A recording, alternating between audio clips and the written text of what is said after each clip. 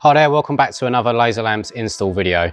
Today we've got this Suzuki V-Strom 250 in, and being a bike, sometimes the options available aren't as much as what we'd normally have for road going cars or trucks for that matter. So what I'm going to do today is try and define an install for this bike. They're very popular at the moment, tourers, with people using the bikes for all manner of different things, whether you're going out touring or off-roading. And sometimes the lights that are on the bikes themselves aren't exactly the best. Riding a bike myself beforehand, I noticed that, you know, the stock or OEM lights aren't particularly good, especially on high beam. So what we're going to do with this one today is we're going to try and install an ST2 onto the front of the bike. The ST2 is a fantastic light for giving widespread of light up and down and to the sides, and it will really help improve the road visibility of a night time, especially when you're going down, for instance, country roads or off-roading. So without further ado, let's crack on with the install.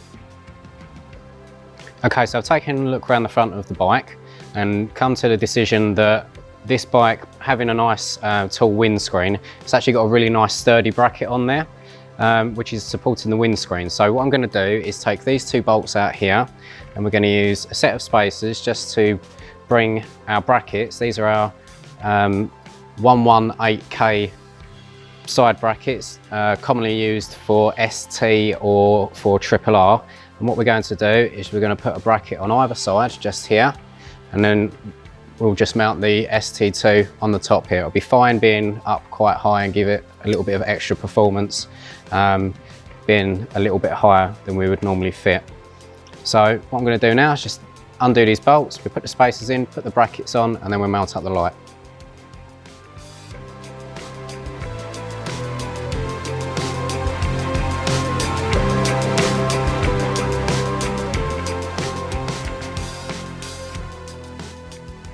Okay, there we go, we've got our brackets in position on the bike. They're nice and sturdy because of that nice metal bracket that we've got behind the windshield.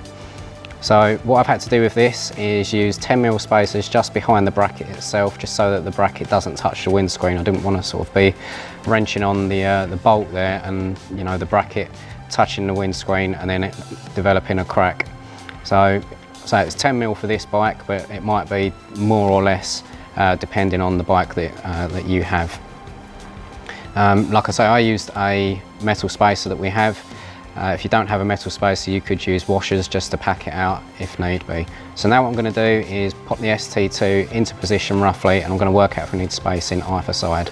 Once we've got the light in position, we can bolt it down and then start with the wiring. Okay, right, so I've worked it out that it's going to need 10mm of space either side. Like I say, I've got a 10mm spacer here, but again, if you don't have a spacer available, you can always use washers to pack it out. So we're going to pop that up here. We've got the cable, we'll just run it down here for the time being, and we'll do a little bit neater job of running the cable when we come to wiring up the lamp. So I'm going to get this bolted into place now.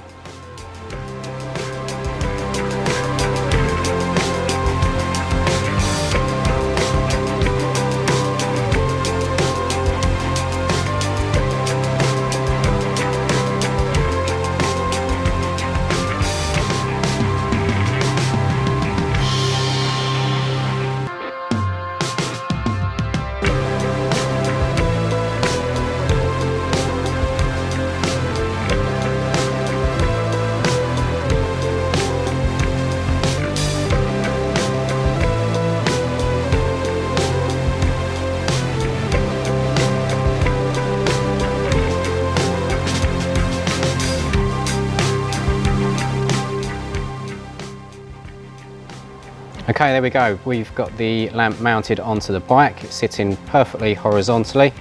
We're going to be just quickly checking the vertical angle now. We can see that it's as close to 90 degrees as I can possibly get it, meaning that the light is going to be shining at the correct level when we take the bike out later to test it.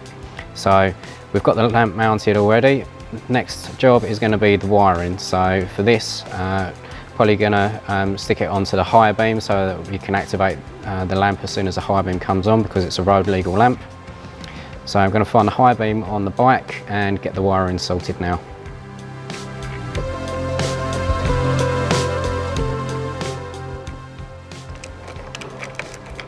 So what I'm doing now is I'm just going to try and route the cable for the lamp a little bit neater than what it is.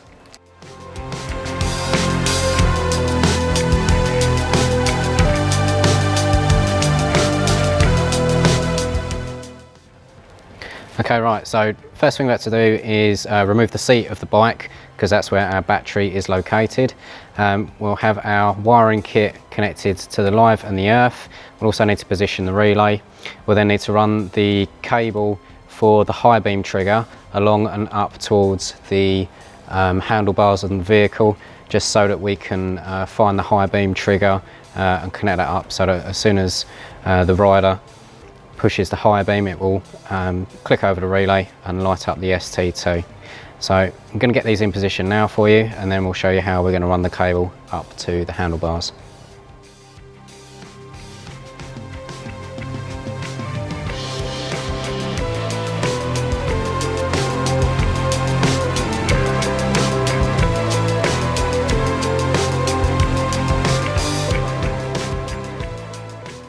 So what I'm doing now is just quickly cable tying the cables along the chassis of the bike itself, or the frame of the bike, just so that we can run these to the front, and then we'll have our live, which will go to the live of the vehicle, and also the earth, which will go to the earth of the battery on the vehicle.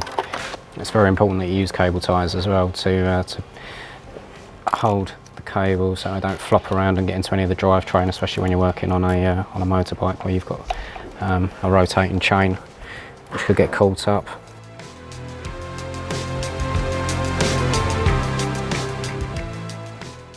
Okay, right, so we're just removing some of the panelling off the bike, just so that we can gain access to where the cables run, making sure that we're not going to get it caught up with anything when we're trying to secure the cables and get it to the front of the bike itself. You can see I've run from the relay down this part of the chassis along here. I'm going to go down and then back up past the tank and on towards the front of the bike.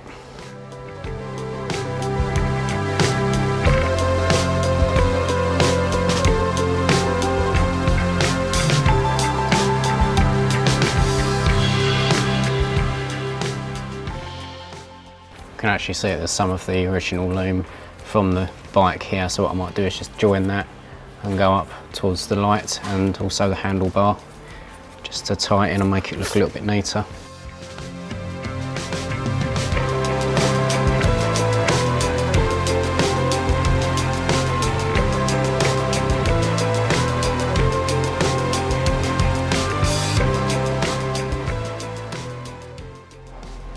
Okay, right, so we're at the point now where we need to run the cable from here up towards the handlebar. I've just loosened this panel. I'm not going to take it off fully because we've got this guard in the way, but I can see from the bottom here right up to the handlebar. So what I'm going to do is run the cable up towards there now.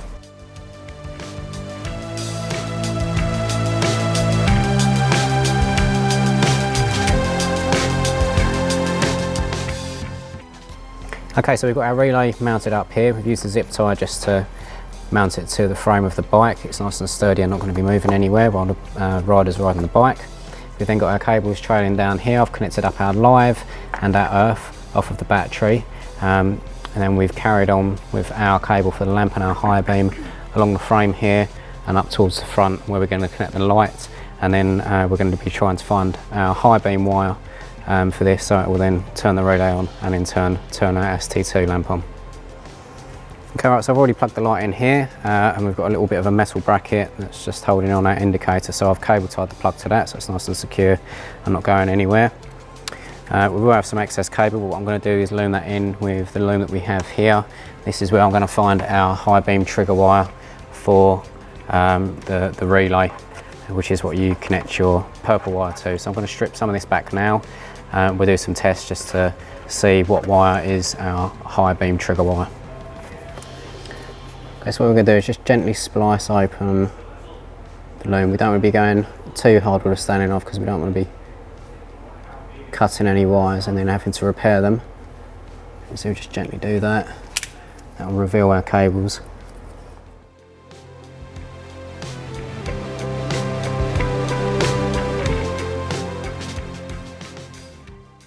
Okay, right, so we found our high beam trigger on the Suzuki here. It's a yellow wire.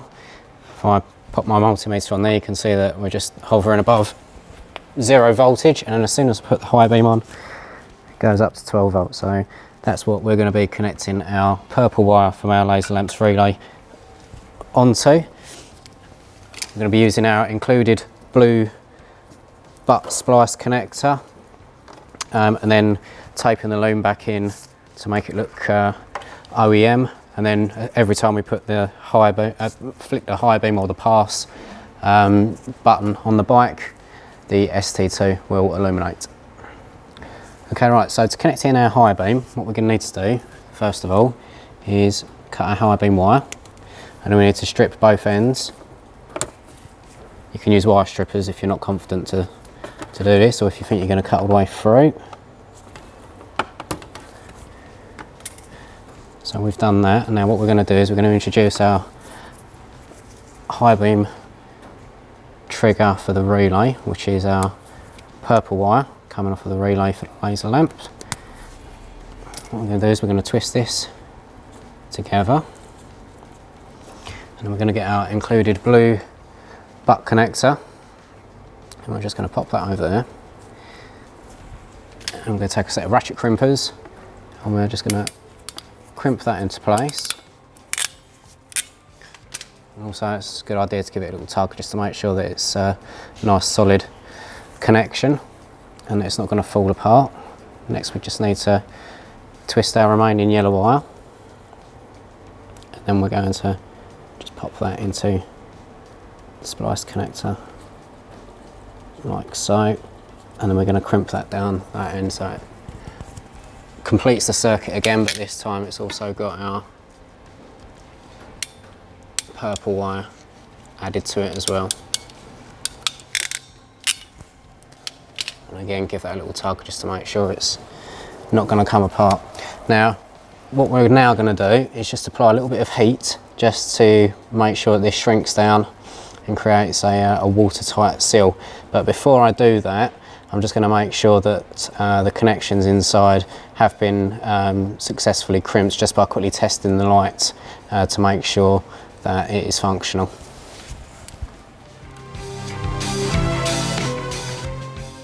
There we go. Our ST2 now comes on every time we hit our high beam or our pass. So there we are. We can now heat shrink this down and then tidy up our cabling.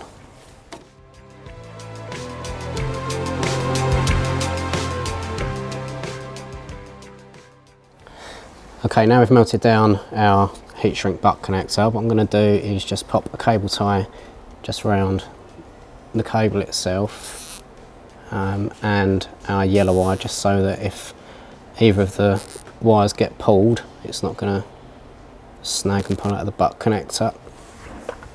It looks nice and tidy as well. And then what we're going to need to do is, obviously we can't leave this loom exposed, so we are going to tuck it back into the original as best we can, and then use some electrical tape just to loom that back in and make it look factory fresh again.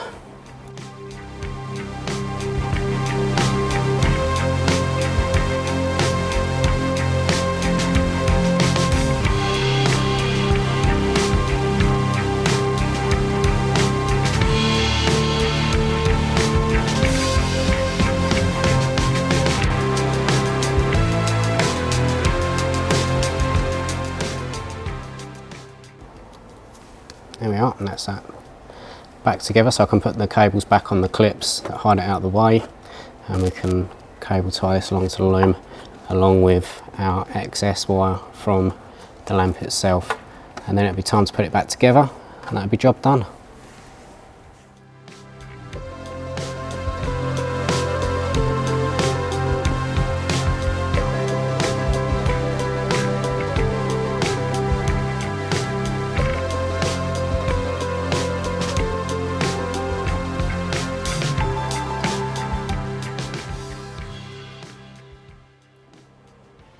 Okay guys, there we are. We've got our nice ST2 fitted on the front of our V-Strom here.